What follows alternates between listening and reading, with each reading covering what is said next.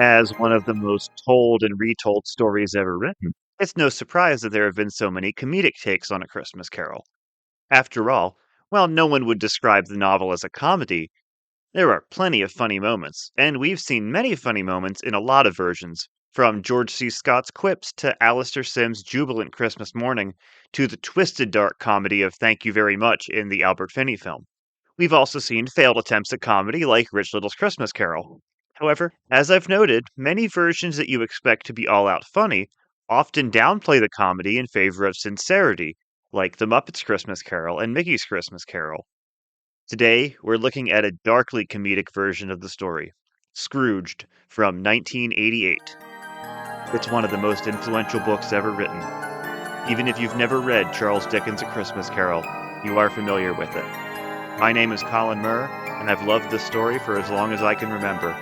I'm going to be looking at every film and TV adaptation of A Christmas Carol I can, because I love the story that much. Join me this season as I go from Mickey Mouse to the Muppets on Scrooged, the Christmas Carol podcast. Season 2, Episode 6 is Scrooged, a modern-day Christmas classic.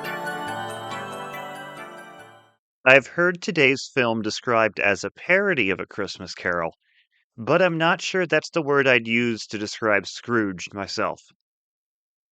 It's definitely a postmodern take on the story, where the main character is very aware of its book and its tropes, but we got that in An American Christmas Carol too, and that wasn't even a comedy, let alone a parody.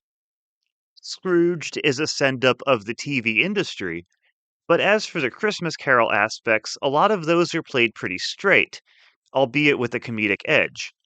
Additionally, there are a lot of emotional moments in this film, and I would even say far too many to consider this parody. Regardless, these are just words. Let's talk about the film. Before we go on, I just want to let you know, stay tuned for the end of this episode, because instead of just me riffing, I am going to have a guest who is the biggest Scrooged fan I know, so stay tuned for that. The story of Scrooged can't really be told without talking about the troubled production. Even if you knew absolutely nothing about this film and watched it cold, you could probably tell there was a troubled production. The script was written by initial Saturday Night Live head writer Michael O'Donoghue with Mitch Glazer. They wrote it with Bill Murray in mind from the beginning, and Richard Donner, best known as the director of The Omen, Superman the Movie, and Lethal Weapon, ended up in the director's chair. One thing that's interesting when reading interviews about Scrooged with its cast is that everyone mentions how strong the original script was. There was a fairly recent interview with Carol Kane and Karen Allen, and they both mention how great the script was before going into anything else.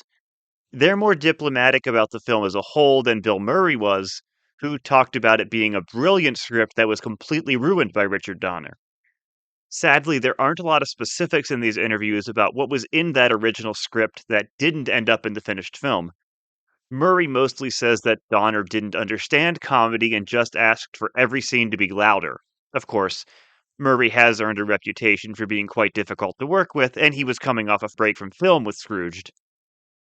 The only real specifics regarding the script versus the finished film that have been brought up regard the ending. So let's put a pin in that and we'll come back to it when we get to the ending of the film.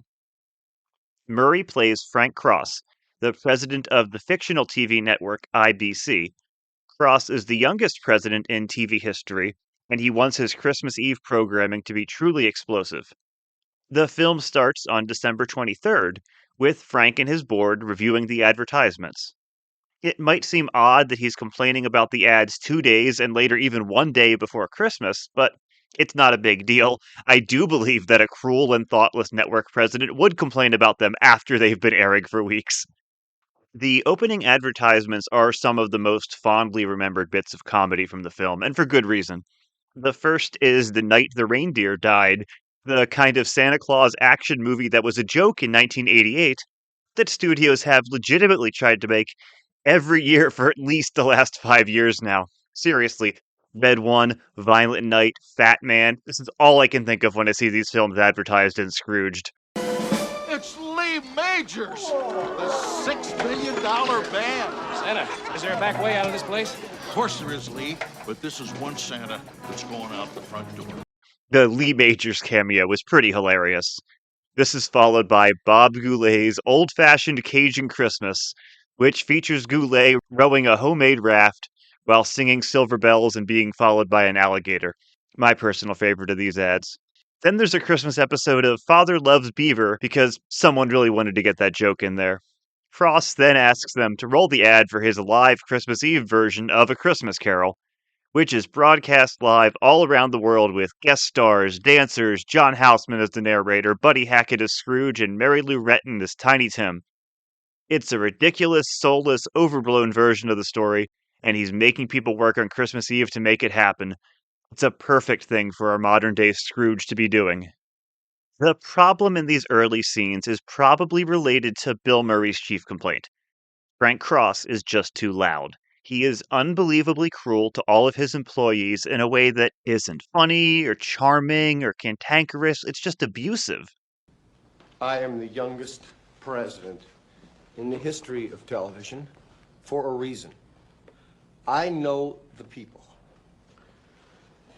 Well, granted, but the people already want to watch the show. That isn't good enough! They have got to be so scared to miss it, so terrified! Now, if I were in charge, and I am... A whole lot of yelling, and that's it. In A Christmas Carol, Scrooge is one of many rich men who are heartless and don't help others. He is not worse than your average person, and that's the whole point. He has to be better. Now, there are parts of Scrooge that are absolutely sending up the TV industry as a whole, in a similar way to the way Dickens was going after the rich in A Christmas Carol. But so much of these scenes is spent with just Frank himself being an awful person. Again, I'm not saying these kinds of people don't exist, of course they do. I'm saying that it's hard to believe they could presumably change their whole life in a matter of hours. Technically, 2 nights here as opposed to 1, still not enough. Frank is someone who steals a cab from an old lady just because he can. Another issue with Scrooged is that there are just so many subplots. This movie gives us not one, but 2 Bob Cratchit characters, as Frank goes off on meek employee Elliot Loudermilk, played by Bobcat Goldthwait, in these opening scenes, firing him in an over-the-top fashion. We see Elliot throughout the movie getting worse and worse, until he comes back in a big way near the end. Also in a Cratchit role, we have Frank's secretary, Grace Cooley, whom he treats badly and takes for granted. Grace has a son named Calvin who hasn't spoken since his father died, making him the Tiny Tim stand-in and also one of the rare Calvin Coolidge jokes in film history. See Miracle on 34th Street for another. In a movie that's all over the place tonally, Alfre Woodard is a treasure here. She clearly doesn't like working for Frank, but she also seems to have the understanding that she's the one he'll never fire. Because she's so good at her job and she has this incredible inner strength. In a movie that often has humans acting like cartoons in one scene and then trying to make us feel emotion in another scene, she's never anything but human. Frank's brother James, played by Bill Murray's real-life brother John Murray, sees Frank mistreating Grace and calls him out for it, but Frank makes it clear that he actually takes delight in mistreating her. He's not even miserable about it like Scrooge. Like Fred in the book, James tries to invite Frank for Christmas dinner, but with little success. So, any chance of you maybe making Christmas dinner this year? None. Come on, why not? Don't start, James. Come on, the whole family will be there. It'll be fun. Look, you can have your concerned and wonderful dinner with all your cool friends and the real popcorn on the tree and cranberries and everything. Yeah. Send Christmas cards to each other on recycled paper. It's a crock, James. In addition to the 2 Bob Cratchits, we have the great Robert Mitchum as Murray's boss, Preston Rhinelander, who wants him to make more programming for dogs and cats. The extent of this joke is that they get a mouse into his Christmas Carol adaptation, and then we learn that Preston and his wife have a lot of pets. Hilarious? We also have Bryce Cummings, played by John Glover, an up-and-coming network executive who went to school with Preston's son, and whom Frank, rightfully, worries is being groomed to replace him. In addition to the other characters who have to fit the Christmas Carol archetypes, it's just a bit overstuffed. I like a lot of these actors quite a bit. It's just so much. Also, this isn't to say that there aren't some funny moments before the story gets going. Again, I love those parody advertisements at the beginning. There's also a great through line that this live, expensive adaptation of A Christmas Carol is always referred to as Scrooge, with the title Scrooge even appearing on a book cover in the commercial because it's clear that no one has read the book. There's also a scene where Frank is debating whether he should give people on his Christmas list a high tech VCR or a bath towel, and we learn through an offhand remark that one of the people on his list is Elvis's old manager, Colonel Tom Parker. Okay, finally we get to the Marley scene, which happens in Frank's office. He's visited by the ghost of his old mentor, Lou Hayward, played by John Forsythe. The tone so far has been a bit inconsistent, but it's in this scene where I have the biggest issue with the movie's tone. A lot of this scene feels like it's out of the Saturday Night Live parody of A Christmas Carol that people were expecting from this movie, as Lou is a decomposing zombie whose skin is falling off. He died on the golf course, so of course he's wearing his golf clothes and he looks ridiculous, so much so that you can't really be scared. Cross tries to shoot him a bunch of times without even flinching. It's really dark, and then Hayward quotes directly from the Marley portion of the book, which is just utterly confusing for the tone. I had it all. I was a captain of industry, feared by men, adored by women. Adored. Let's be honest, Lou. You paid for the women. I'm warning you, Frank, don't waste your life as I did mine. Waste? How can you say that? You're a legend in this business. You're the man who invented the miniseries. Mankind should have been my business. Charity, mercy, kindness, that should have been my business. Lou dangles Frank out of his office window until Frank lands on the floor of his office with his phone automatically dialing his old girlfriend, Claire. Frank nervously leaves a message for her and says she should come down to the station, which she does the next day. Claire is played by Karen Allen, who brings such warmth and genuineness to the role. This is not exactly a well-written role. You'll see my problems with it soon. But she is bringing far more to it than it deserves, as she often did with underwritten characters. The moment she shows up, even before she speaks, we can see so much of the history between her and Frank just by looking at their faces. They haven't seen each other in 15 years, but it's clear they have a lot of affection for each other. She finds Frank staging his version of A Christmas Carol, and here's the problem. After they have a very sweet interaction, Frank goes right back to bossing around everyone, including telling one stagehand to staple antlers to a mouse. When Grace's son Calvin shows up, Frank pins him against a wall and yells at him. Any self-respecting person who saw someone they haven't seen in 15 years doing this to people, including children, would simply walk out. And the movie makes it quite clear that Claire is very much a self-respecting person. However, in this scene, she asks why he was so mean, he cracks a joke, and that's it. They go back to their reunion. It's just not believable, and if it is, it definitely isn't heartwarming.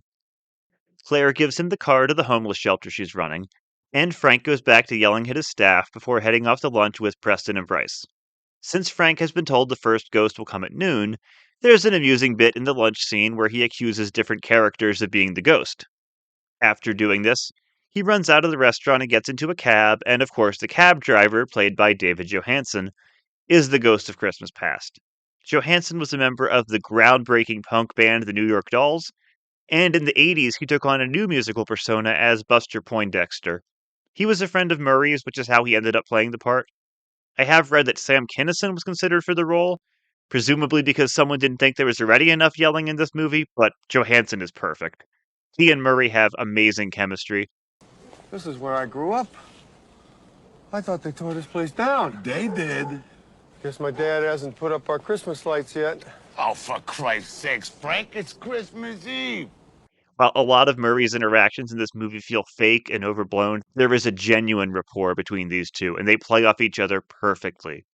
It helps that the ghost can match Frank's sarcasm while also showing him some genuine kindness. They travel back to 1955, where a 4-year-old Frank sits in front of the TV on Christmas Eve as his pregnant mother smokes and does a crossword puzzle. In A Christmas Carol, Scrooge had his books, which were just as real and lifelike as his real life, if not more so, and Frank had his TV. While his mother seems sweet but distant, his father, a butcher, played by Bill's brother Brian Doyle Murray, is just cruel. His gift to his 4-year-old son is a cut of veal, He tells him that if he wants a toy train, he should go and get a job. Ah, Earl, he's only 4 years old. All day long, I listen to people give excuses why they can't work.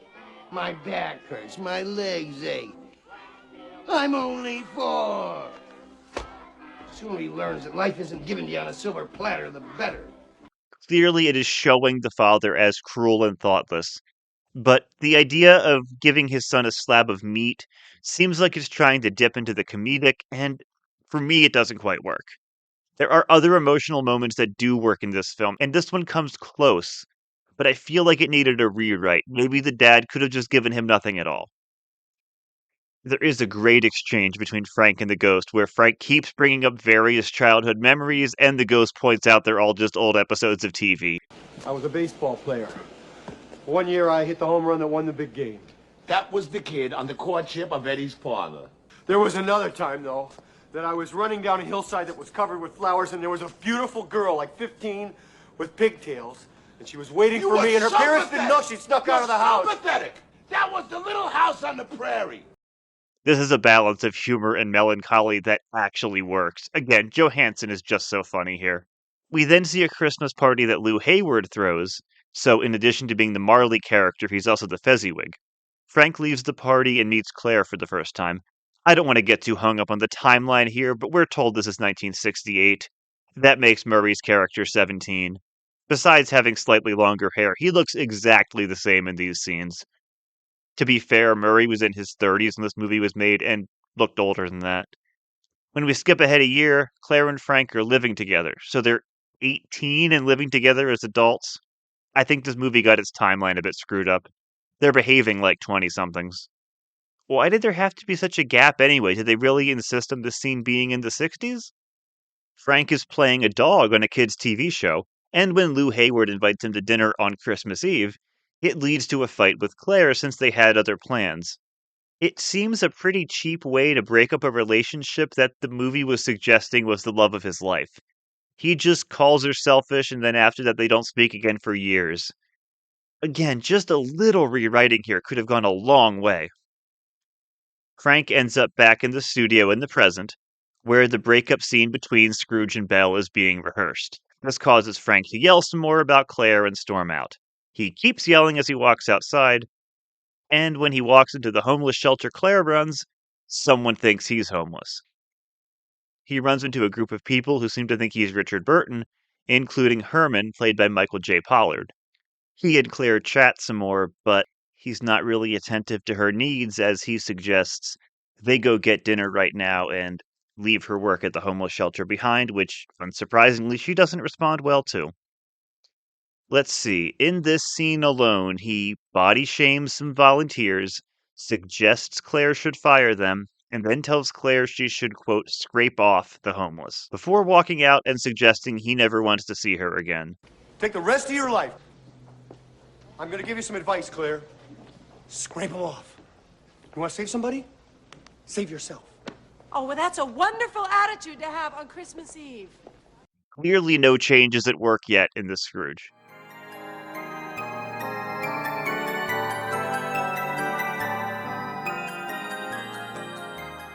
Want even more Scrooge, A Christmas Carol podcast? Just go to my Patreon at patreon.com/Scrooge, A Christmas Carol podcast, where for just $5 a month, you can get a bonus episode every month of the year. There, I cover various TV shows versions of A Christmas Carol. For $10 a month, you can even vote on what episode I do next. Additionally, for just $1 a month, you can get all episodes 24 hours early. Again, just go to patreon.com/Scrooge, A Christmas Carol podcast, or follow the link in the description.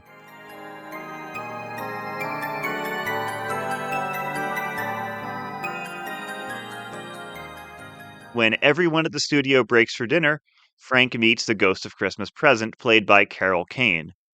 This is the most fondly remembered part of the movie, as Carol Kane looks and sounds like a delightful, cheery, over-the-top fairy, but she's actually a violent ghost who delights in tormenting Frank, slapping him, pulling his lip, kicking him, and famously hitting him with a toaster. Hello, Frank. I'm the Ghost of Christmas Present. I had a funny feeling. Why did you do that? Sometimes you have to slap them in the face just to get their attention. Frank does show some empathy when he goes to Grace's home and learns that her husband died, and Calvin hasn't spoken ever since. Again, Alfre Woodard is so strong in these scenes as the loving mother, genuinely enjoying Christmas in spite of her challenges. There are a lot of great Bob Cratchits over the years, but she is right up there with the best. We also get some sweet moments at Frank's brother's party, as it turns out that Grace had arranged for a more expensive gift than Frank wanted to give his brother. But Frank realizes this is for the best. We also get the fourth Murray and best Murray in this scene as Bill's brother Joel makes a cameo. The final Christmas present scene takes place under the street, where Frank sees the frozen corpse of Herman, the homeless man he interacted with earlier. When Frank first sees who it is and realizes he is freezing, he jokes that he's in Trump Tower, a reference to Trump being a horrible landlord who regularly cut off heat for his tenants, proof that New Yorkers have always thought that man was an asshole. In a heartbreaking scene, Frank reprimands Herman, and really himself, for not staying with Claire. I wish it could have been a little less yelly, but it still works. I'm not really sure why they opted to put this scene in the present instead of the future, but it's effective. Weirdly, there's a very similar scene in Groundhog Day, which you can make obvious comparisons to this movie. There's a man who Bill Murray's character Phil tries to help, and he does it over and over each day. He's reliving the day. Tries to help him, and he realizes he can't. It feels very similar to this scene because the point of this is that he can't help him. It's already happened. It's very interesting how similar those two scenes are, and that the message of both seems to be you can't fix everything. Anyway, Frank opens the door to leave and stumbles onto the set of his Scrooge production, making everyone think he's losing it. He tries to take an elevator up to his office, where of course he runs into the ghost of Christmas yet to come. He starts to freak out, but then he realizes it's the ghost they're using in the TV production. Like in the Albert Finney musical, it looks like a skeleton in a cloak. The introduction of the real ghost is genuinely creepy. Frank has 9 TV screens on his wall, all showing the Scrooge broadcast, which is actually airing by this point. The ghost starts on one screen and gradually takes over all 9 before reaching out of the TV. However, the ghost is interrupted by the return of Elliot Loudermilk, who has come to shoot and kill Frank. Elliot chases Frank around with a gun and shoots at him, only hitting some of Frank's awards. He corners Frank into an elevator where Frank finally meets the real ghost. Its face is just a TV screen, but Frank looks under his cloak and sees screaming faces, which is quite effective. These future scenes have an exaggerated German expressionist style, particularly when Frank sees Grace's son Calvin in a padded room. I will say the through line with Calvin is all very believable, and Murray is a good enough actor that we believe he does genuinely want to make sure Calvin is taken care of.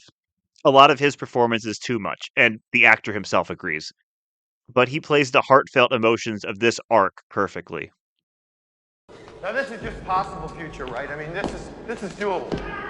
I know the head of pediatrics at NYU that we can get this kid out of here right away.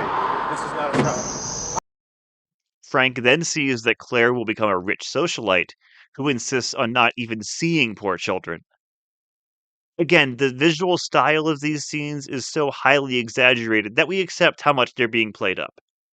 Frank is then taken to a funeral, where he only sees his brother's wife, Wendy, played by Wendy Malick, grieving. He assumes that James is dead, which actually would be a better twist on this scene than what we get. I like that this future focuses on how Frank negatively affects other people, and having it end with his brother's death would be a fascinating way to go. Of course they don't. It's Frank's funeral. James and the priest walk in, Frank tries to stop his coffin from going into the cremation chamber, and the flames surround him until he wakes up. Frank returns to the station, thrilled to be alive. He rehires Elliot, and his behavior is so confusing that it makes Elliot stop trying to kill him. Frank then decides to interrupt his own TV broadcast, which is almost finished anyway, mind you, they're at the Christmas morning scene, to talk to everyone at home directly. He has Elliot take the gun into the control room and hold them up so he can make his speech. Clearly, this scene is trying to show that Frank is so happy that he doesn't care who knows it, and he wants to share his newfound joy with everyone. It comes off as a raging narcissist stealing the spotlight from his employees so he can talk about how great he is. What kind of a rat bastard idiot would schedule a live show on a Christmas Eve? Only you, Frank. You know, a week ago, I'd have kicked your butt right out of the building. But you know something? He's absolutely right. He talks about how great his brother is and tells Claire he loves her, which makes her want to go down to the studio immediately. There's a sweet moment where the ghost of Christmas past ends up being her cab driver. Frank then breaks into an absolutely unhinged speech about how great Christmas is and how everyone deserves a miracle. You do have to get involved. There are people that are having trouble making their miracle happen. There are people that don't have enough to eat. There are people that are cold. You can go out and say hello to these people. You can take an old blanket out of the closet and say, here. You can make them a sandwich and say, oh, by the way, here. I get it now. And if you give, then it can happen. Then the miracle can happen to you. Okay, this is the part that was apparently quite contentious on set. I'm not sure what draft of the script they were using at this point, but I've come across the 7th draft, and the scene there has the same gist, but it plays out a lot differently. In the script, this speech is intercut with a lot of people celebrating Christmas and helping each other, including a cop giving a large bucket of KFC to a group of homeless people. The speech is also much more reined in than what Murray gives us in the finished film, and it was that aspect specifically that caused the contention. Glazer and O'Donoghue hoped he would follow the script because they were really proud of Christmas Eve in New York City as their central image. They saw this as a time when everyone was genuinely kind to each other, much like how Fred did in the beginning of the book. Intercutting the scene with clips of people doing just this would be quite effective, in my opinion. But that's not what we get in the film. We still get scenes of Preston and his wife at home, and we see people trying to keep the peace in the control room, but it's not the same. After Murray's unhinged speech, the crew were apparently quite energized and applauded him, but O'Donoghue quipped, quote, "What was that, the Jim Jones hour?" However, Richard Donner was a fan of the speech and punched O'Donoghue hard in the arm for speaking out against it. The more I read about the production of this movie, the more O'Donoghue, Murray, and Donner all look bad. But I do have to agree with O'Donoghue here. It's just too much. Murray comes off like a bad revival preacher rather than a reformed man, with vague talk of miracles and not enough specifics. The original speech was much more specific about what you could do to make the world better. But Murray's finished speech just mentions giving a homeless person a blanket or a sandwich. I mean, sure, that's something, but it's kind of trite. He deviates from helping those in need to everyone having a personal miracle instead, which feels very 80s televangelist. However, regardless of the speech, the film itself ends on a great note. Calvin walks up to Frank. Frank asks if he forgot something, and Calvin finally speaks, of course, saying, "God bless us, everyone." Claire shows up, and she and Frank reunite on live TV. In the script, it more or less happened the same way, but it ended with John Houseman reading a version of the book's closing lines, although they were about Frank, and this was followed by everyone singing Angels We Have Heard on High. This would have been fine, but the finished film skips the voiceover and instead opts for everyone singing Put a Little Love in Your Heart. It's an absolutely inspired sequence, genuinely one of my favorite moments in any adaptation of A Christmas Carol, and I just wish there had been more in this adaptation to earn this beautiful, tear-jerking ending. This at least gives us some of what the writers wanted. With snippets of people at the homeless shelter, Preston and his wife, people all throughout the studio, and more, all joining in the song. There's even a snippet of John Houseman talking along to the song.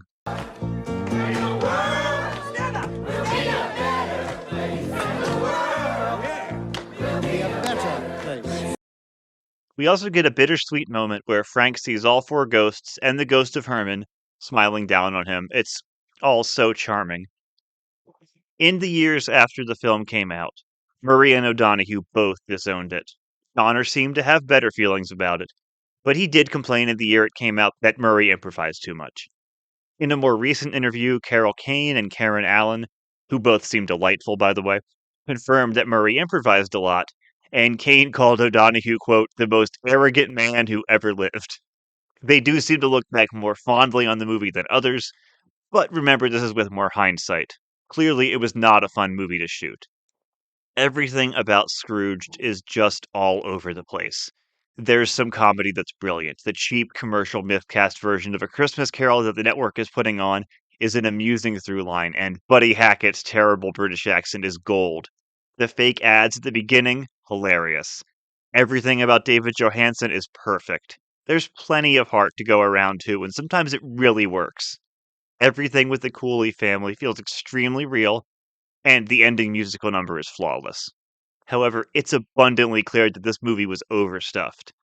I feel like you could cut the entire Elliot Loudermilk plotline and barely lose anything. There's already a Bob Cratchit, and you could just get Frank to convince the control room to stay on him in the final scene without the whole holding the control room at gunpoint bit. Frank is just too mean and gets far too much enjoyment out of being mean, and that weakens Claire's character too, despite Karen Allen's wonderful performance. Clearly, the writers thought they were making a different movie than the director, and Bill Murray thought he was making a different movie than any of them. Scrooged is an unfocused mess that doesn't work, except when it does, and then it really works. So, yeah, I know this is the second week in a row where I haven't been able to run an adaptation through the adaptation meter because it's not a direct adaptation. There are some points in Scrooged that are right out of the book and other ones that are inspired by it, but it wouldn't really be all that interesting to see how it scores because it's not trying to be a direct adaptation. And like John Grin's Christmas last week, it's a modernization and it is based on the structure of the book, but it goes in its own direction. And yeah, a lot of people absolutely love Scrooged for that. It's held up over the years, even though, as you'll hear us talk about in the interview, I'm not quite sure it's in the upper echelon of 80s Christmas classics in a lot of people's minds. I've heard people debating this, so I suppose it's up to how people feel about it. I feel like it's not quite aired endlessly during the holiday season like a few others. Next week, I am going to be covering 4 adaptations of A Christmas Carol. I know last year on the podcast, there were multiple episodes where I would cover a handful, and this is one where I have 4 from this era, from this 1982 to 1992 era, that don't fit into another episode, aren't really worthy of their own episode, so I'm going to smush them all together in one episode. Timeline wise, actually, 3 of the 4 are right where we are right now. So 3 of them come after Scrooge 1988, before Muppet Christmas Carol 1992. So they actually do fit perfectly into that. One actually is from the mid 80s, but 4 adaptations of A Christmas Carol that are not well known, not necessarily beloved by most people, but they exist. I'm going to cover them. Next week, I am covering those 4. And then after that, I'm going to cover Muppet Christmas Carol, the much beloved 1992 Muppet movie. So that will be my final episode for this season. I'll have a wrap up again, of course, too. But next week, I'm going to cover those 4. But for now, stay tuned here because I have an interview with my friend Aricka, who is a huge fan of Scrooged. And I will say that the way we talked about it and some things she brought up even made me appreciate it more, even though this is a movie I've seen a few times and have always had kind of mixed feelings on. She raised a lot of good points, and I think there's a lot you will appreciate here, whether or not you're a fan of Scrooge. So stay tuned for that, and thank you for listening to Scrooge, a Christmas Carol podcast.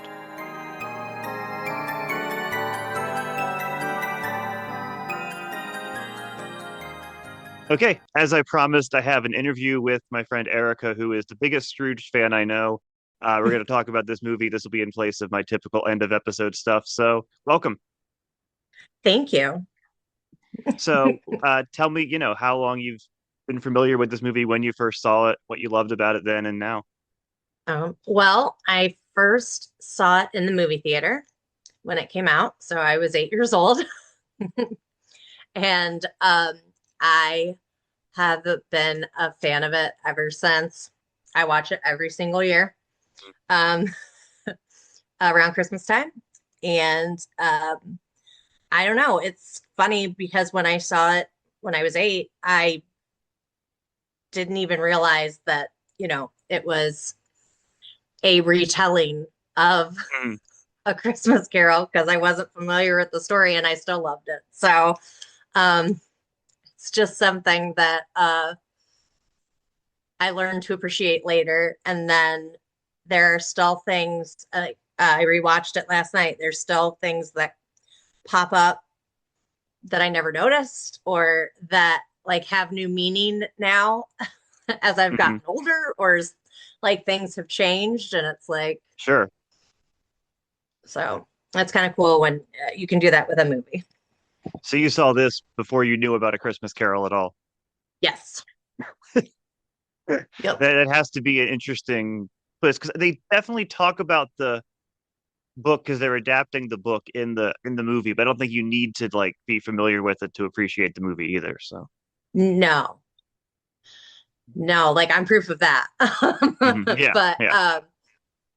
but once I became acquainted with the source material, then you get to appreciate the twists that they did in hmm the updates and hmm So what was the um first version you saw that wasn't this? like the first actual version that wasn't a twist on the story was when I saw the Alistair Sims version, which was about 6 years ago. So you hadn't seen the Muppet version or anything? No, I have now, Okay, all right. but yeah, I hadn't. I can't really think of anything else that Mhm. I like. Definitely, that was the first traditional adaptation uh, that I saw was 6 years ago. So Right, right. And I yeah, think someone in this is actually watching that, right, on TV.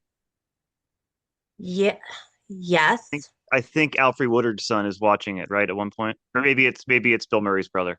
But yeah. Gosh, I can't believe I didn't notice that last night. But yes. well, it happens when you watch every version, you know. Like, oh, they're watching that. They also watch this is completely random. They watched Scrooge 1951 also in the Sopranos episode where he's doing like a whole dream sequence kind of Christmas Carol thing. Oh, Because it's yes, you have basically a to. Christmas Carol. But yeah, no, I think they're watching it at one point. And interestingly, all of Bill Murray's brothers are in this too. Where when's Brian Doyle in it? He's his dad in the flashback in the Christmas past. Oh my gosh. Oh yeah. He gives him I the meat, yeah. oh yes. And then John plays John. Yeah, John plays Jim, or vice versa. Um, I forget because that guy's John is the actor, but he's not as famous as the other two. But he plays the Fred character basically in this, and then Joel has a cameo too. Okay. Joel's one of the party guests. So yeah, all the Murrays are in this. Oh, wild. Um, I know that he and Richard Donner did not get along at all, and he hated No, no, filming this movie. that's one thing I went into in the main episode here is just that the writers and Bill Murray and Richard Donner all didn't get, Yeah.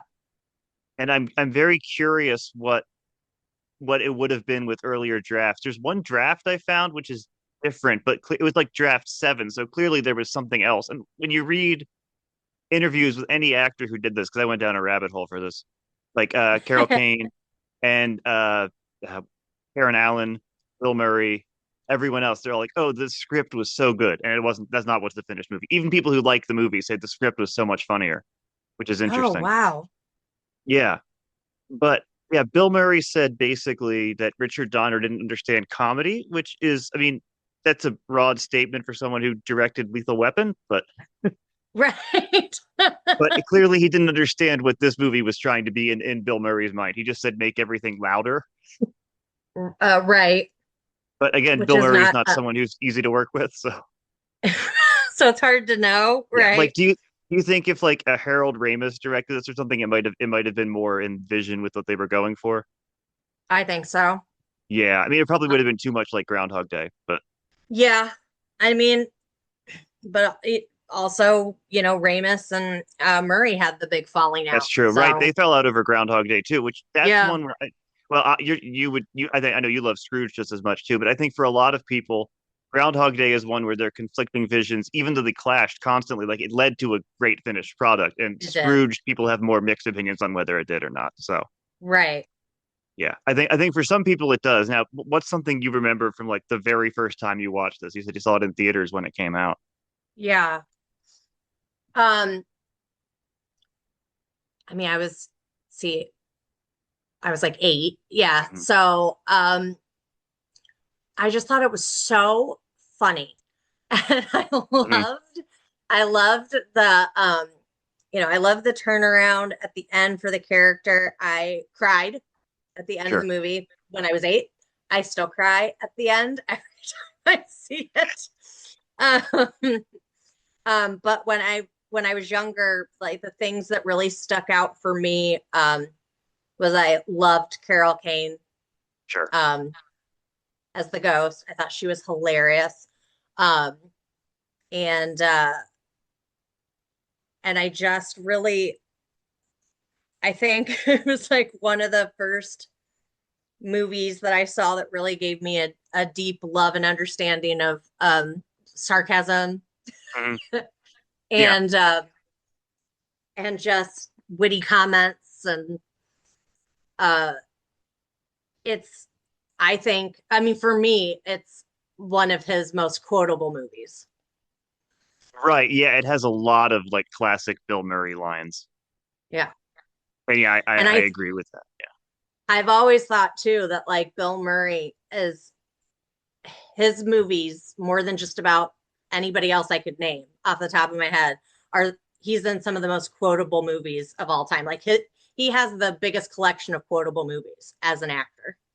That yeah, I think that's true. That's kind of how I feel about Steve Martin too. Like I was watching not too long Oh, ago Three Amigos, which is not a movie I really like, but it still has like one really, really great Steve Martin moment when he's doing the speech about like we might all be facing our own personal guapos, and like it's not really like that. Well, but we have things in life that are kind of like that. Like that whole thing, like it's not a great movie, but it has that one great Steve Martin moment still. And I think he's kind of like Bill Murray in that way, where you're going to get something out of it, unless it's really bad.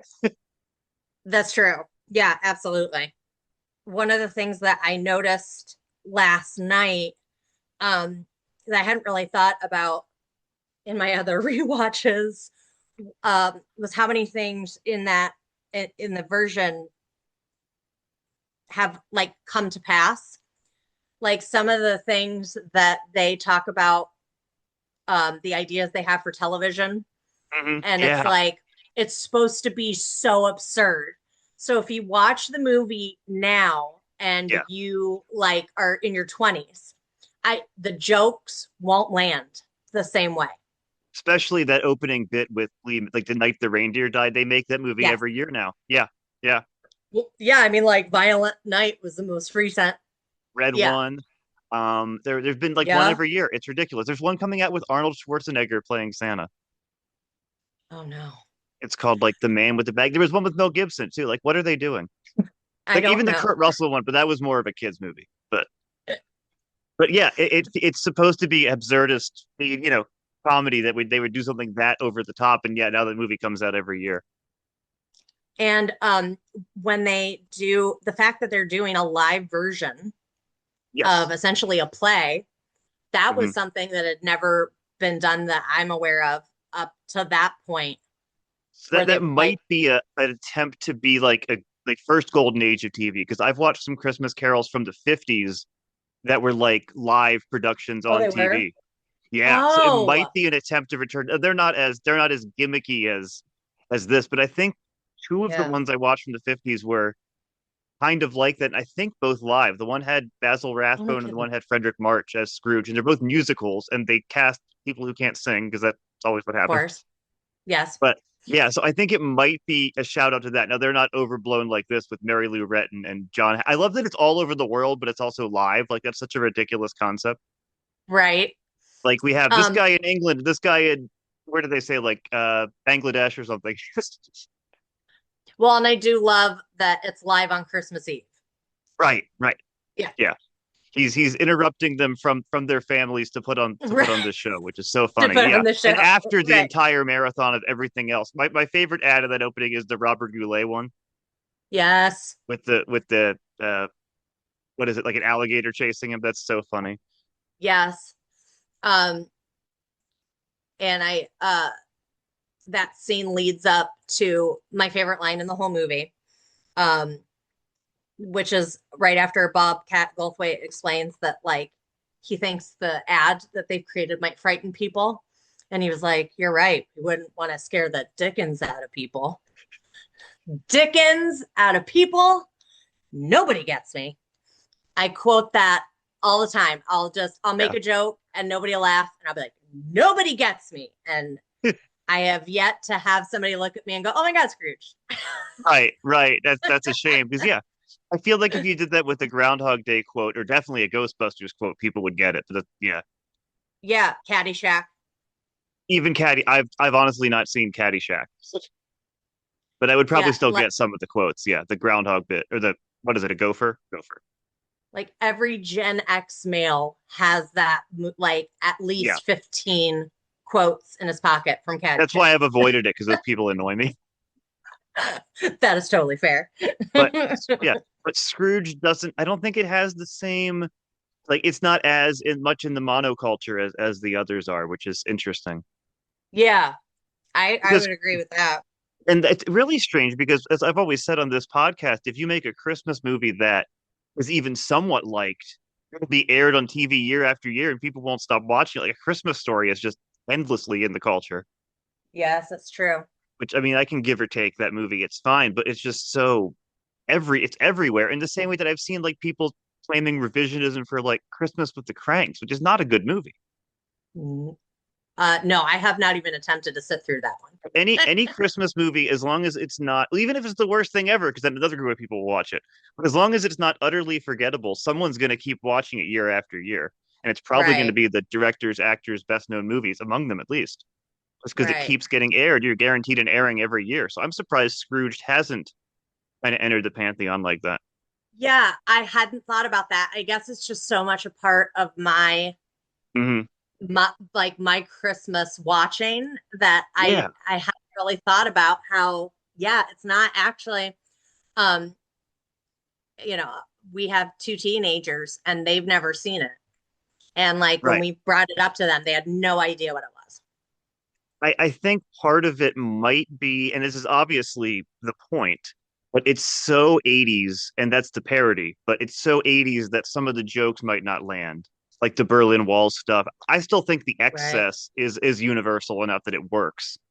But it's unlike something like A Christmas Story, which is set in like the vague, timeless past, or A right. Christmas Carol, which is, 150 years ago. It's a very, very 80s movie. And but then again, like something like Jingle All the Way, which again is not a good movie is very much a classic to people my age for some reason.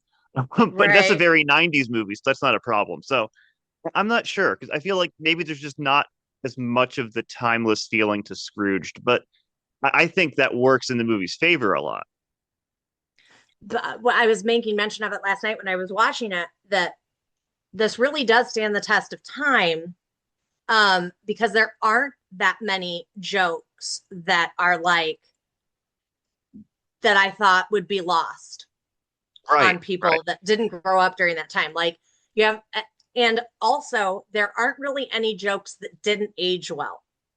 There wasn't anything that I was like, you know how even the stuff that we love, it's like I watched Breakfast Club was one of my favorite movies growing up, and I watched it about 5 6 years ago, and I was like, oh, there are a lot of problematic moments in this movie. right. um, like I mean, the only thing that I can think of that would be like the Richard Pryor joke, but that was more offensive, like Right, as a right. joke when the movie came out than it is now. Um, Yeah. uh, and then I love the one joke that was of the time that aged like fine wine, which is when he ends up in the dank like Yes. sewer, and he's just like, Yes. "Are we in Trump Tower?" Yeah. Which the actual reference point may be lost on people. I mentioned this in the episode. It's because he never turned the heat on in Trump Tower. Oh, Yeah, he was a notoriously stingy landlord. that's right. He was a slumlord. Yeah. Yeah. He Oh, never turned the heat don't on. I feel stupid? No, I think the joke is lost, but it still works, obviously, because even if you don't know he was that specific kind of cheap, everyone knew he was a cheap asshole. Like, That's amazing. yeah. Oh, So I'm it's a very embarrassed, but specific, also, yeah. New Yorkers always hated the guy. It's a very New York movie. So, well, I had another joke that I had never gotten before. Um, I just got it last night, but when he tells Grace, after Bobcat Goldthwait leaves, and he says, "Fire him," and she says, "But it's Christmas," and he goes, oh, "Thank you." And I always thought he was just being sarcastic, so that's why I thought it was funny. And then last night I was like, "Oh my gosh, no, he's legitimately thanking her because the next line is cancel his Christmas bonus." Right, Like, right. Yes. thank you for letting me know because now we can save money on his Christmas bonus. And I had always missed that before. Yeah. Oh, that's great. And I think what's interesting Christmas Carol wise is if you don't know this, obviously going in, it doesn't matter. But the Bob Cratchit character is basically split into two here because you have Elliot, the Bobcat Goldthwait character, and then Grace, the Alfre Woodard character, because they're both like his meek employees trying to. And that was something that I was like asking myself that I never had last night was obviously like Alfre Woodard is the but I was like, yeah, what the Bobcat Goldthwait, like what is the equivalent? And then that's what I was thinking too. It's like it's like the Bob Cratchit version that we get in the original, and what if Bob Cratchit fought back? Right, exactly. Yeah. But I Yeah. actually really like that Alfre Woodard's character in this. Like she knows that even with everything going on, she's never going to get fired because she made herself too useful. I love that. And like when I was watching it last night, my husband was like, "Oh my gosh, I never noticed this before." But he told her, "If I can't work late, you can't, Mhm. if you have to work late, you can't leave." And she just leaves anyway. I've never noticed that before. And I was like, yeah, because she's made herself that, yeah, Well, that's a that good point. She invaluable does to actually him. leave. Yeah, she knows Yeah, she can take a bit from him because he's not going to get someone like her. right. And I'm someone who has, as they heard in the episode, I have mixed feelings towards this movie on a whole, but I think she is so good. She's like maybe my second or third favorite Bob Cratchit character in any Oh version of yeah. these. She is so strong throughout this, and her through line is so perfect. Like the movie's tone feels very all over the place to me, but her through line is That's, perfect. yeah. She has the tone right down in every scene. Those scenes at home are great. I love when they're Yeah. decorating her son as the Christmas tree, Yes. and she's like, "Hey, stop that!" but also can't stop laughing at it. Like it's very cute. Yes. And I also love their twist or their update on Tiny Tim, like Yes, yeah, the um what his ailment is and the reason behind it, and it just gives like a very powerful motivation yeah, um for Alfre Woodard's character. And yeah, I I just dig that. absolutely. And then I was looking for some of the other updates, and one of the things that was pointed out to me last night that I had never noticed because I am not as familiar with the source material, but that they in the original when he meets the first ghost, he says there's something more gravy than grave about you. Is that the original? When he Something meets like that, the Marley, yeah, original? there's more gravy than grave about you. Yeah, And like the equivalent line in this film is your hallucination brought on yes, by vodka, uh yeah. Russian vodka poisoned by Chernobyl. That's an '80s joke, but that probably holds up because everyone knows Chernobyl now. Yeah, Yeah, yeah. It's when they do the updates, like it does. I think they did a nice job with hmm their, yeah.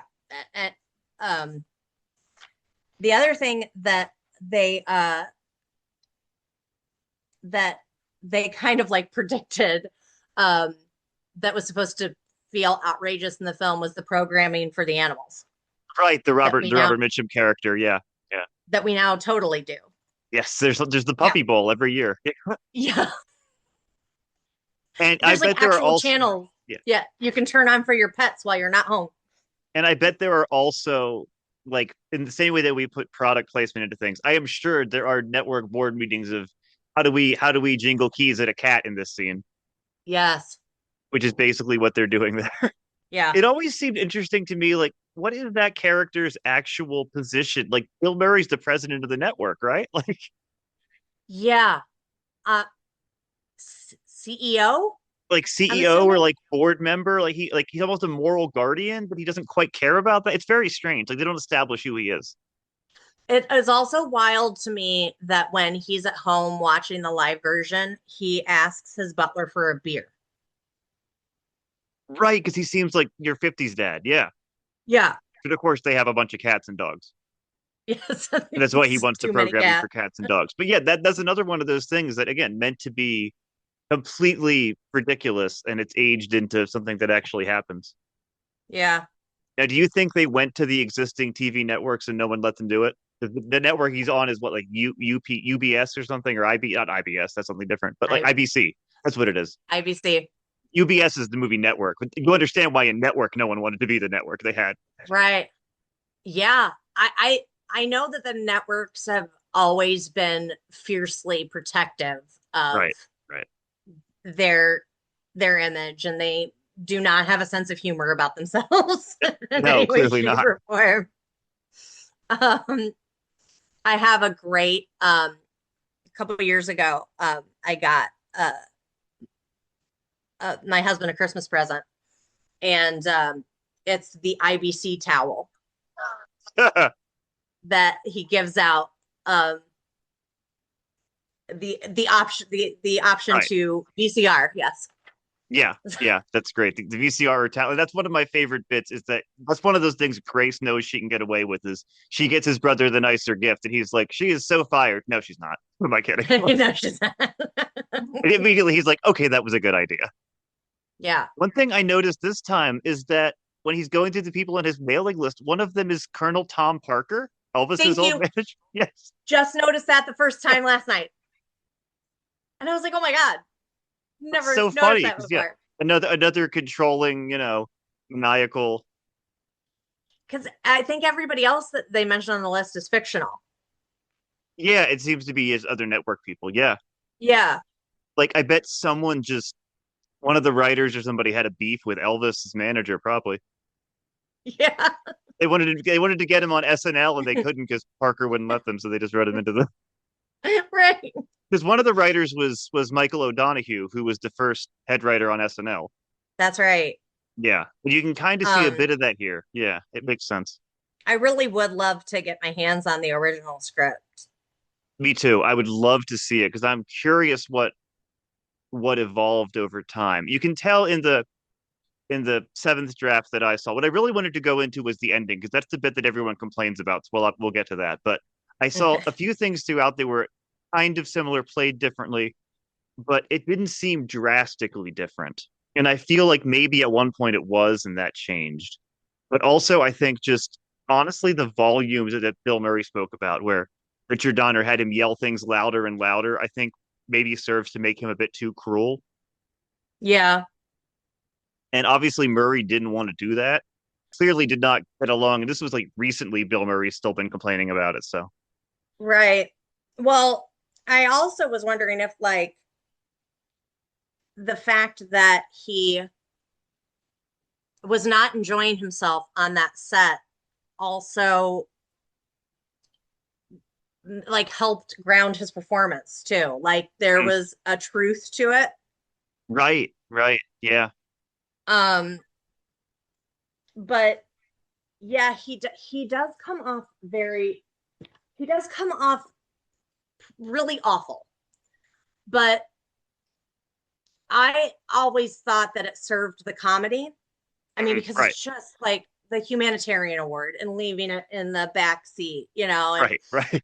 I mean, like literally stealing cabs from old women. It made me like, I don't know. I think it makes the payoff of his redemption like bigger for me. Right, right. And like, I, I just think, he's a guy that's been alone and, absolute power corrupts absolutely. Yeah. Um, and, and there's a good person that was there. And I Mhm. think that sometimes when there are versions of this, you don't really get to see where where he was like where that good person ever really existed. Absolutely. Yeah, for sure. But I think this movie pulls that off because you get to see him being sweet with Claire and you Yeah. get to see him being sweet when he was a little boy. And like, so there, it's not so much that he completely does a like a 180 and becomes a new human being at the end. For me, it's like he reconnects with who he Mhm. used to be. Yeah. It's more of he understands a sense of community better by the end of it, Yeah. which is what the book is really about and what the closing song works towards too. So I think it works in that way. I think my general thing is it's just when you're doing redemption in one night, if you're too mean at the Yeah. beginning, it's hard for me to believe it. Or even it's 2 nights here, I realize. But I do think Yeah. at least they give you the past because yeah, I'm pretty critical to the ones that don't really dive into Scrooge's past. I think they don't get it. Like if you leave out who he was, you're not getting the point of the story. Right. There's one from the 30s, which is overall a pretty decent movie, but the past, it just starts with him as an adult turning a couple away for a loan. It's like, oh, so he was just always this way. Okay, you didn't read the book. Right. Or you're deliberately changing it, which what's the point of showing the past at all in that case? Yeah. And I think it makes it a much more interesting story if it's somebody who has lost their way rather Mhm. than a terrible person that sees the light. Right. And that's what the book is. There's all those past scenes in there, and the Yeah. adaptations choose which ones to keep.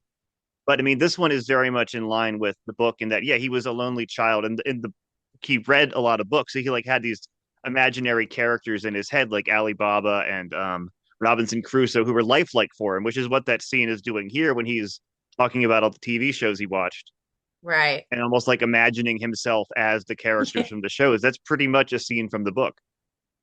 Okay. I mean, Yeah. it's an adapted version of it. That's one of the funniest parts too, is when he and the ghost are arguing about, oh, I was a big baseball player. It's like I was on the courtship of Eddie's father. I absolutely love David Johansen in this. He is so So funny, excellent. and he has incredible chemistry with Bill Murray. And it was apparently supposed to be Sam Kinison at one point, which would Oh. not have been the same movie. Nope. No, I'm glad that it worked out the way that it did Me because too. yeah, they have some really great moments together. He's both really funny, but also he's still sincere. They don't. That's what I like about the ghosts in this. At least the three. But the Marley character is a little off for me. But the other three, they're all both really funny, but also they're sincere. Like this movie doesn't play the sincere moments for parody, even though it's kind of No. riffing on A Christmas Carol. It lets the sincere moments be sincere, and I appreciate that. Like the thing with the homeless man or the scenes at the homeless shelter at all. Like it doesn't. It's not really making fun of those characters. No, and I'm not the expert here, you are. But how many versions adaptations have Scrooge where because I know he gets to see like if he continues down this path, what like that will sow. Like what like but the fact that he doesn't give Herman the money for the heating blanket Right, right, and that actually like has consequences right. which he sees like how many of the adaptations have something like that where he actually feels where he gets to witness the consequences of his cruelty. Uh, well, it's in the future, not in the present. But it's interesting that it's in the present here because yeah, it almost happens Yeah. immediately that he doesn't give Herman something, and then he goes off and dies not long after. But in the book, there's a scene where it's not quite the same thing, but in the future, he's like, I want to see emotion connected to this man's death, and he knows it's him. He can tell it's him by that point. He's like, oh yeah, I'm dead. Okay, I need to see someone who's sad about this. Like, show me emotion. So the ghost takes him to this couple who owe him money, and they're actually happy that he's died because maybe the next person who takes over for him will be nicer, and that's the emotion he gets. Right. So that's like the closest he gets to seeing the consequences of how he lived. I mean, he sees the Cratchits talking about him in the present. He sees Fred talking about him, but that's not too surprising for him. But then in the future, he sees even people he barely knows talking about how awful he was and that they're actually happy he's dead. But this one really does that well because we get that, and then we see in yet to come in this They even have Claire worked into it, which is interesting, Yes. where she's become like a socialite. It's obviously very heightened and over the top, which works because it's like almost German expressionist with the Yeah. angles and everything. But yeah, she's become like this socialite who just like, don't show me a poor child. Right. Yeah. So I think that works. And that's why I think I was hoping the first time I saw this, when it shows the future at the very end, and he's like, "Oh, is my brother dead? That's awful." I'm like, "Oh, it should have done that. Like that should have been the reveal, is that his brother died, not him." Oh. Maybe I'm the Oh, only I person never who thought thinks about that. that.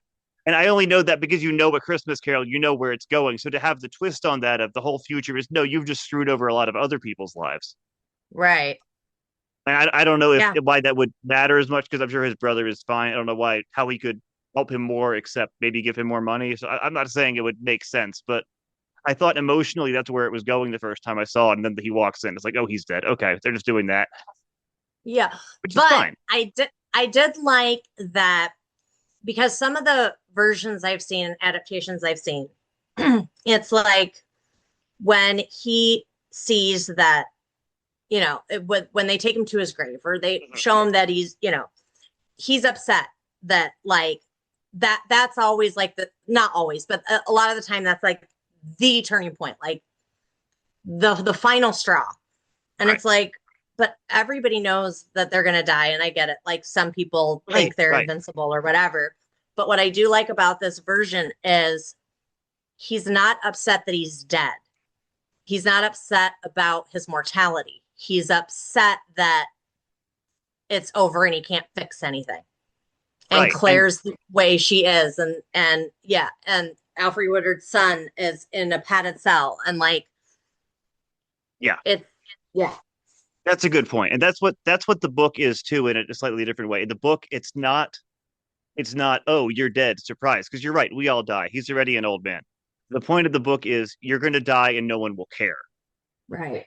And also you can't do anything about Tiny Tim, but it's you'll die and no one cares. And so many versions, even the Alistair Sim version, which is great for a lot of reasons, don't get that right.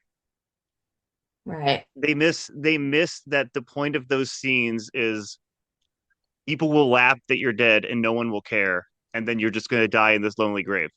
And if you don't get the order of the scenes right from the book, it doesn't work. And I think that's why so many adaptations get it wrong, because they have to condense for time. Because then I'll give the Right. short version here. So in the book, when he goes in the future, first he sees men outside the exchange saying, "Oh, this person died. I thought he would never die," etc. And he pretty much already knows at that point that he's the person they're talking about, because why would they be showing him this otherwise? Right. And they show him the people selling his things, and he sees they're his things. So obviously, by that point of the story, he knows it's him. He's just trying to stall for time. And I think most versions trying to make it a surprise for Scrooge that he died instead of the gradual realization of dying alone and unwanted. The George C. Scott one Right. gets it really right. Yeah. But yeah, there's a lot that don't get that right, and especially when they have to shorten it for time. And I think that's part of it too. But yeah, you're right. Scrooge gets that totally right. That yeah, it's not that he dies, it's that he dies. Yeah, because it's clearly far in the future. It's just that he dies without being able to have done anything important, Yeah. which I think is the important message to take from it. So yeah, that works really well. I think the whole future part works really well here. Yeah, I agree. Yeah. And all three of the ghosts, I love the look of the ghost of Christmas yet to come in this. It's very creepy, but still kind of funny. Yes. Like when he sees those faces under it. That scared me so bad in the movie I theater. bet. You were 8, right? Yeah. I was so scared. It's It still it's freaks so me effective. out. And I love the fake out when he runs into the one for the production first, and it's like a skeleton. Did our people do that? We're gonna get calls. Yeah, we're gonna get calls. But clearly he wants calls. Yes. Yeah. I think the only thing, and maybe it would, I think the only thing that you wouldn't put in the movie today is someone holding up the studio at gunpoint. Ah, didn't think about that. Yes. And I'm not Yeah. saying right or wrong. I'm just saying with certain things that have passed in the decades since this came out, you might not play that for comedy in the same way today. Yeah. Nope. Good point. At least Yep. is this isn't an R-rated movie, right? It's probably PG-13. I am It would looking that have up to right. be that'd be R-rated comedy at most in these days. It Just is the acts of PG-13. terrorism since, yeah, Yeah. the acts of terrorism that have happened since make me think you wouldn't do that today. Yep. And I'm sure a lot of people love it. And I said this in the episode. You could cut everything about the Bobcat Goldthwait character, and I think it would still work. I'm not saying you should or shouldn't. I mean, I personally think you could, but I get why people like him too. Yeah. Because you could just have him, we'll keep the camera on him because he's their boss instead of he has to hold the studio up, Yes. at the end. Yeah, but I do like that we get to see like one of his workers that he's mistreated, like Right. actually fight back. We see the downfall of what happens after that. Yeah. And really, I think that to your point that this movie really, I mean, you're right. Like they don't show it around Christmas time. Like the more I think about it, it's like I don't ever see it, being played on TBS or whatever. Right. It's not 25 Days of Christmas stuff. Yeah. Right. But I think it might resonate in a new way with audiences because because he's an executive. Right. Yeah. And I think like people, especially in the last few years, have really gotten to understand the true evils of CEOs and executives and billionaires. Yeah. And so right. It's kind of got a newfound resonance. Yeah. I don't know that the fact that he was an executive back then would connects as hard as it does today. Like when I think you're absolutely right. Yeah. Yeah. Yeah. I was like, yeah, this is this is today's bad guy. Yeah. Oh, for sure. Yeah. Yeah. But I think even though what I thought was interesting is that so many modern day Scrooges, when they adapt it, like they'll give him a similar job, right? Like he's a business executive or he's a loan officer or whatever. And in this, like he works in TV, which when you have Scrooge who's like lonely and isolated, you have TV where he has to constantly be outgoing and dealing with people nonstop, which obviously heightens the comedy, but it's a fascinating job for a Scrooge character. Yeah. And how it's also because I think like the most important moment in the film, just from a story perspective, is that moment with Claire where he's doing Frisbee the dog. Mm-hmm. And she's like, I want to go, we're supposed to have dinner with our friends. And he's like, well, the station manager or, whoever he was just invited us out. And so he has that decision to make. And that's the one decision that completely changed the course of his life and what took him away from the person that he was to the person he becomes. I've talked about it with people, but part of me is like, Claire, this is a big deal that you've been invited out, so I don't know, is he a little bit right in that moment? Like this moment it doesn't come along again. Like if we don't take we could go see our friends next week and celebrate Christmas then. Like Christmas is whenever you want to make it. It doesn't have to be the day. Sure. Right. So it's like, I don't know, I don't know that he's 100. I don't think he's completely wrong in that moment. I would agree. Yeah. And what I like about that, even though I think that argument itself feels like a lot to end that whole relationship over. Obviously, you have to streamline things in a movie. I like that he's not 100% wrong. Like, yes, if you get that meeting, that's something you don't want to turn down. I like that it's not that he wants to go. It's how he handles it and how he treats her in that moment. Yes. That is what actually ends their relationship. Even though it's a little simplified, I like that it's because he treats her badly and his response says, "Oh, you're so selfish," as opposed to, "Hey, what if I go to this and then we go see our friends," or something like that. Right. Like the way he handles it is completely 100% wrong. And like it does seem like an abrupt reason to end a relationship, but I always saw it as this is the final. This is like the final straw. Right. I'm sure he's been exhibiting like behaviors that have had her upset for a while. And it just kind of hits her like it's never, he and I want different things. It's never going to be enough. And this isn't what I want. Right. And Karen Allen is just incredible in this movie. I adore her. I think she got a decade of playing, and I think this is in some places a little included in this, playing incredibly underwritten parts that still she brings such humanity to. Like Oh on my page, gosh, her yeah. character in say Raiders of the Lost Ark is not much, Yep. Right. but she's so incredible that it feels like a stronger character than the writers clearly intended. And I feel that's probably how they have Claire too, because she could have been too perfect, right? Right. But she brings such humanity to it that it works. The only little thing in this that I feel goes too far is that she sees him yelling at Grace's son when she comes back to see him for the first time in like 15 years. Like he is going at it and he's yelling at somebody else, and she doesn't just walk right out. Like that would be the end if you haven't seen somebody in a decade and a half and they're Right. abusing their staff. Like they should have Yep. just had her walked in right after that, right? Like to frame Yeah. it a little differently. Right. Or just have him not be that cruel. I get why they wanted him to be that cruel. Like that mouse antler thing is very funny.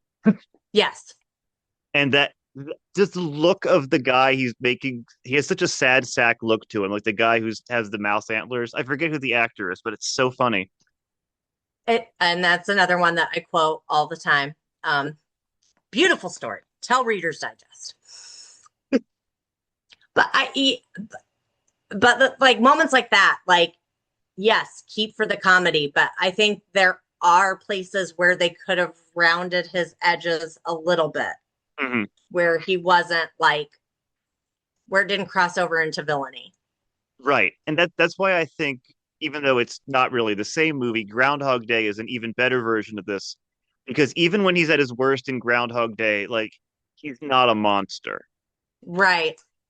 Yeah, He's unpleasant and he's fed up with the whole tradition, but he's never as mean as he is in this movie. that's true. And I have to Yeah. imagine that's what Bill Murray thought he was making when he signed on for this. And apparently, even though it wasn't his movie when it got created, they always had him in mind for it, which makes sense. They always Yeah. wanted him to play Frank, which I can't imagine like a Chevy Chase pulling this off. So Were there other people that were like cast before he was, or? I was reading and I'm not sure. He seemed to always be the one they wanted, so it obviously worked out that they got him. Gotcha. Because yeah, I obviously Bill Murray can be an unpleasant person, but at least he seems to have a side to some people who really seem to like him too. So he's a complicated kind of Yes. person. It's not like Right. Chevy Chase, who every single story is, oh, what a jerk that guy was. Yeah, and I've seen some it's just I find it very sad. Some of the more recent interviews I've seen with Bill Murray where it's like he's starting to get it.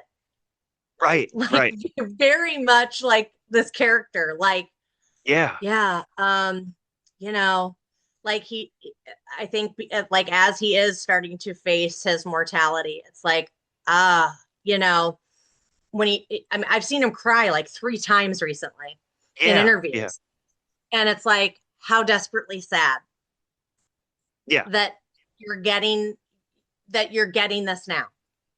Right. It took you this long, right? Yeah. And for a lot of the relationships that he had, it's too late. Right, because I mean he's been, I'm not gonna go into all of it, but people can look this up. He's been accused of some very serious things. Yes. And he's never, even that aside, he's never been an easy person to work with. I know during What About Bob, like he threw a producer into a lake. Like there's no excuse for that. Yeah. And also like it speaks to our culture a bit that lean into something that is said a lot and by people who do not look like me, but white men keep getting more chances. And there's so many Yeah. people who don't get the number of chances that Bill Murray has had. Yep. You don't get to come back from that if you're somebody else and you don't make a moral mistake, you make a bad movie, right? Like Right. if an actress makes a bad movie, they don't say, "Oh, maybe it wasn't a good script." They say, "Oh, we don't want female-led movies at this studio anymore." Like that was the whole Sony leak thing a decade ago, right? It was maybe we don't want movies with female leads anymore because Tomb Raider didn't work or whatever. Right. And just ridiculous stuff like that. But Oh yeah, yeah. If a movie is female driven, then it's like, so we just won't make a movie with women again for a decade. but yeah, they never blamed the male gender on male movies flopping. No, never. It's ridiculous. But yeah, it is interesting that there have been at least two Scrooge-like Bill Murray movies, and probably more, where he goes through a transformation. What I thought was interesting about everyone talked about how the ending of this movie was not what was in the script. And you can kind of tell, I think, when you watch the finale of this, that Murray was kind of improvising Yes. because the thoughts really aren't coherent. And Yes. so, because Michael O'Donoghue and the other writer, whose name I forget at the moment, they said they were really trying to find a closing bit that was Christmassy and gave you a good feeling and was genuine, but not saccharine or syrupy. They had a really hard time with that. And they landed on Christmas Eve in New York as the one time when people are really nice to each other, genuine, no one's holding grudges. They really liked that image. And they had the final speech intercut with like a police officer giving homeless people food and other things like that. Like these images of people going out of their way to be nice to each other. And then when Bill Murray got up there, he just kind of went on this whole thing about the miracle could happen to you instead. And they didn't like that, but apparently that was the one time Richard Donner and Bill Murray agreed, and they kept it. I love it. I think it's extremely effective. Like I said, I tear up. Mm-hmm. I've never made it through that. I've never made it through that speech without a tear. Mm-hmm. But yeah, and I like that it feels off the cuff. Mm-hmm. And it has that improv feeling because he is coming up with it off the top of his head, like almost in a manic state. Like he's had this breakthrough, yeah. So I think it works for the moment. Right. Yeah. Yeah. I just wish I do understand why they're saying, oh, I wish I had more images of certain or more specifics, right? But yeah, if someone's going off the cuff, it does make sense that they're not always going to follow normal trains of thought. What was interesting in the script was that it called for them to all sing like it was either I think Angels We Have Heard on High, which would not have been the same moment for me that they get at the end of this movie. No. The choice of Put a Little Love in Your Heart, and I'm assuming because they didn't know if they had the rights to it yet, so they put a filler song in there in the script. But as you know, if you watch the studio, the Apple show. Yes. Okay, so that second episode when Sarah Pauli's constantly trying to get the rights to that song. Yes. Like I have to imagine that. I don't know if it was as big a deal back then, but they didn't have as many needle drops in songs in the 80s as they do, 90s, 2000s onward. So I have to imagine that was a bit of a we're going to get the rights to this song. But I can't imagine any other song working as well as that at the end of this movie. It really does work. And when I saw it in the movie theater, it was really cool because, that was the thing that was kind of big during that time, which was breaking the fourth wall. Mm-hmm. But it was also cool from like a sound perspective because if you watch this and you have a surround sound system, you can hear that when he's asking them to sing, like you hear men singing, and then all right, come on now, the real men, and then you hear it louder, and the same thing with the women. And when you were in the movie theater, it was like you heard the men singing over like to your right, like they used the sound system, which was really really cool. And I was singing because I thought he was talking directly to me. Yeah. So it was like, I was singing and clapping. I think Bill Murray has said there were theaters he was aware of where everyone was singing, so you weren't the only one. Yeah, that's good. But I think people are missing out because the speech is one of the things I'm mixed on, but the actual song at the end, I think it's one of my favorite scenes in any version. It's just so well executed. I love when John Houseman has his one line in the song. Yeah. He's like speaking his line when I forget what part he says. Oh yes. Narrating. Yes, right. He's not gonna sing, but he's gonna narrate the song. Yes. That's great. Yeah. And then you see Herman flying up with the other ghosts and everything. And Herman is played by Michael J. Pollard, who was a character actor. Loved him. Yeah. And I loved him. Like when I saw this movie in the movie theater, I was excited to see Michael J. Pollard. I was What did you know him from at that point? I don't even know. like I think I just saw him like in movies. Like he was that guy. He was And that guy. I just thought, yeah, I just thought he had the cutest little face, and he always seemed so sweet to me. And so, like every time he showed up in a movie, I was like, yay. Oh yeah, he was best known probably for Bonnie and Clyde, which I imagine you weren't watching at 8. I had not seen that. No, but he was. I have now, but not when I was. Yeah. But yeah, he's great in this. And interestingly, there are like 2 characters in Groundhog Day who seem like kind of drawn from him. So I don't know if that's on purpose or not. But there's that bit in Groundhog Day. I mentioned this briefly in the episode where remember that bit in Groundhog Day where he briefly goes on a run of days where he's trying to save a homeless guy and then he can't. Yes. And that feels kind of drawn from this of, oh, you can't, and that's not quite the message of Scrooged, obviously, but you can't save the whole world. Right. Like you can't do everything, even with either in one movie of Your Money and Scrooged and in Groundhog Day of these powers you have to relive every day. You can't do everything. And I always thought that was kind of a morally gray addition to that. But also the one bowler that he gets drunk with in Groundhog Day, like that feels like a Michael J. Pollard character. Yeah. The Rick Dukeman character in Groundhog Day. Yeah, like that feels like on paper it was like Michael J. Pollard or whoever we can afford. I don't know if he was still alive at that point, but it feels very similar to Herman in this. And again, I don't know if it's on purpose or not, but I just looked it up and now I know where I knew Michael J. Pollard from. Roxanne, which I also saw in the movie theater. That's right, he is in that. Yeah. Speaking of Steve Martin, that's another one that there's some really, really great parts in that movie. Yeah. And on the whole, it's like it's all right.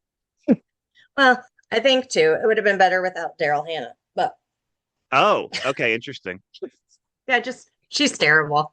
Who would you have put in 1987 in Roxanne instead of Daryl Hannah? I mean, Robin Wright? Off the top of my head, just because probably we're talking about it, but that would have been a good Andie MacDowell role. Right, yeah. Who's not like a superb actress, but she was very great at like, what her little niche, like that romantic. Right. Goldie Hawn. Girl Next Door. Yeah. Yeah, there was just something about Daryl Hannah I thought that just that didn't fit the character either. Like she was almost too glamorous and Right. Yeah.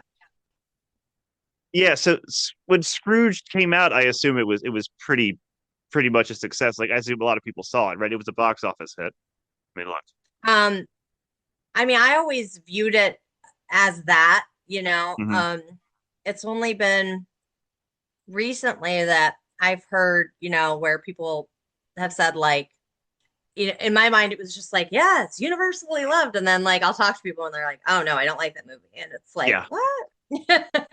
It was a moderate box office hit. It was the highest earning film that weekend ahead of both The Land Before Time and Oliver and Company, both in their second weekend. So it did pretty well, but it fell to ninth place pretty quickly. So yeah, it did okay. And I know that a lot of people still like it, but yeah, it's not quite at like the upper echelon of like people watch it every year. So it's interesting. No, it looks like it doubled its budget, but that's it. Yeah. So I wonder if it had been, again, I had mentioned maybe a different director, but I wonder if it had come out even a few years before, like when Murray was still riding high, as opposed to kind of being off for a few years, if it would have been a bigger success. But I think it's still a cult classic. Yeah.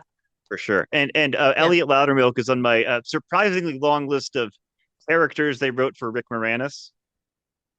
I can see that.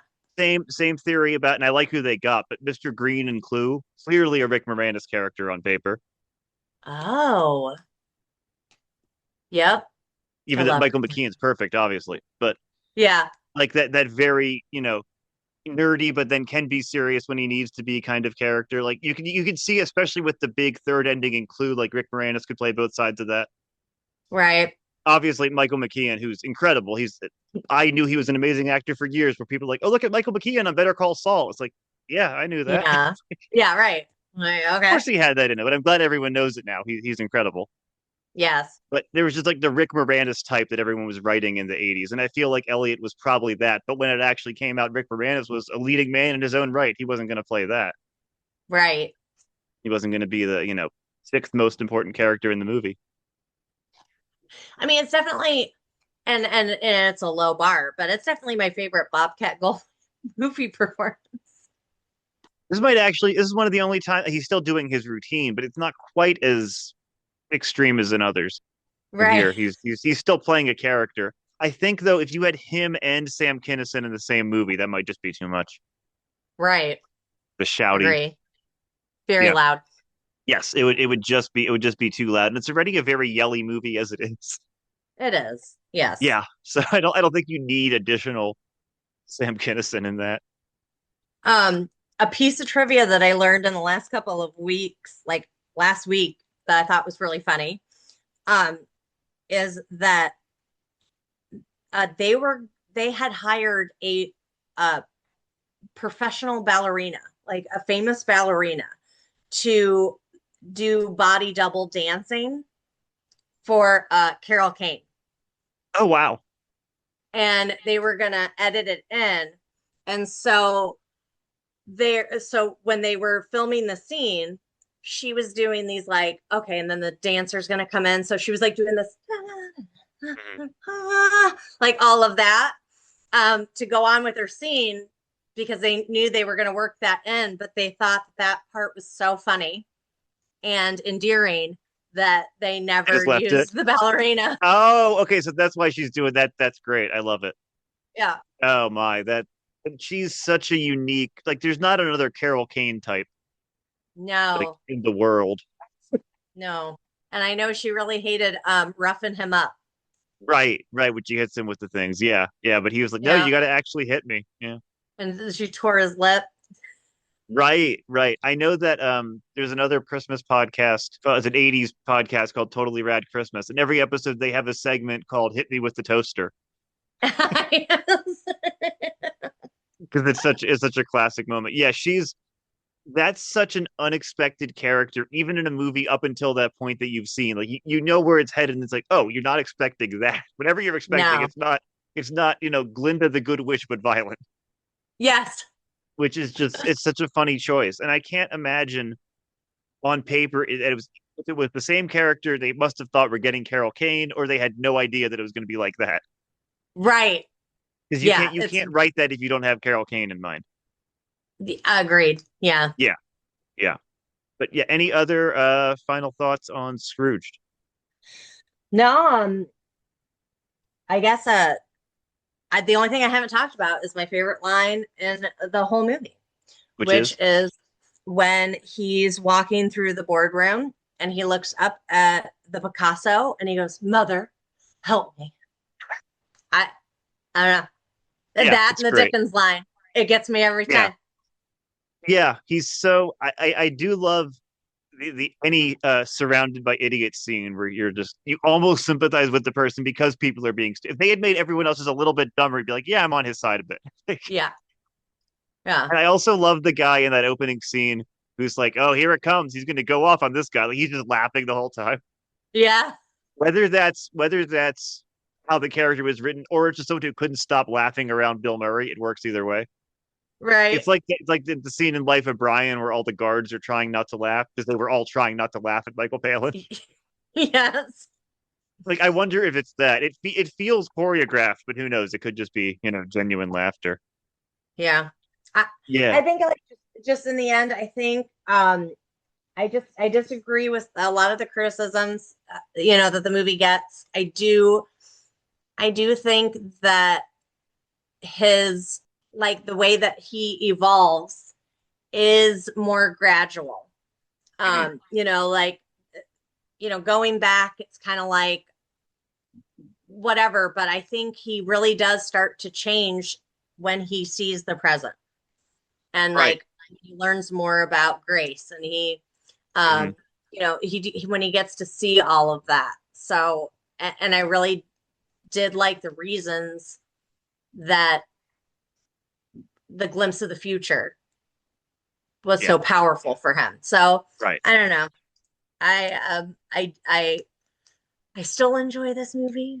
I'm Yeah. gonna watch it again next year. Yeah. Oh, sure. And yeah, my overall all thoughts on this are so interesting because mm, it's so conflicting, and I feel the same way about the Albert Finney one in that it has some of the best stuff in any Christmas Carol, like the ending, the Alfred Woodard performance, yeah, Karen Allen, Yeah. and just all the sincere moments actually work really well. It's just I don't always think the comedy works well, which is kind of a weird thing for this when it's a Bill Murray movie. Right. But like that scene where he sees Calvin in the future, and he's like, we can fix this. We're gonna fix this." Like he's obviously the ghost's not gonna listen to him. He's just saying it to Right. himself. Like, I'm gonna fix this. That's his best acting in the movie to me. Yes. When he's Yeah. that he's like, we're gonna do this. Like, yeah, and it's a gradual change, which I think he plays the change believably. It's not like Yeah. so many Scrooges where they see the past and then like they're completely changed right there. Yeah. I think too many do it either too fast or too slow. And he is one that actually seems to gradually change over time. Again, like George C. Scott, which I think is the best one. But too Yeah. many either they let it all out right away or they save it all for the end, and it's not a believable like Yeah. in yeah. The Alistair Sim one I like, but also he seems to strip away almost all of it right away. Yeah. And I like that movie, but he's a little too happy in the past scenes, or he doesn't react enough to them. They're just kind of shown to him. I like any Right. version where the Scrooge character can kind of walk among the visions and talk about them with the ghost, as opposed to just being an observer like us. Right. So it does a lot I really like, but I still end up leaving it with complicated feelings towards it. So it's an interesting movie, but I think it should be. And do you think maybe it's not a classic as much in the same way because it's not for kids? It was for I you mean, that's apparently. possible. I mean, 'Cause yeah, I was a weird kid.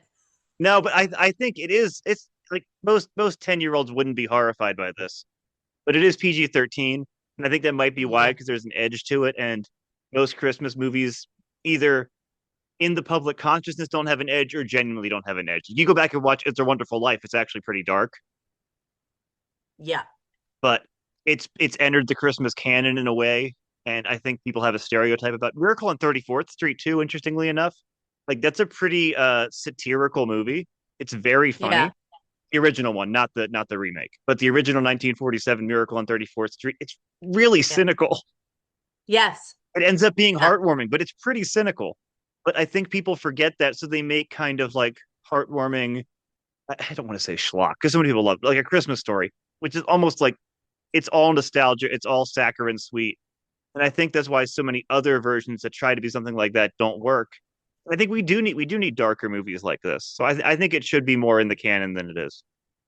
I do too. And I think that, you know, we're all complicated Yeah. and we all have darkness either Hmm. inside of us or going on around us. And I think that when you have a Christmas movie where people like overcome that darkness, it like I feel the Christmas spirit more in movies like that Yeah. than I do in movies that are just like love letters to Christmas.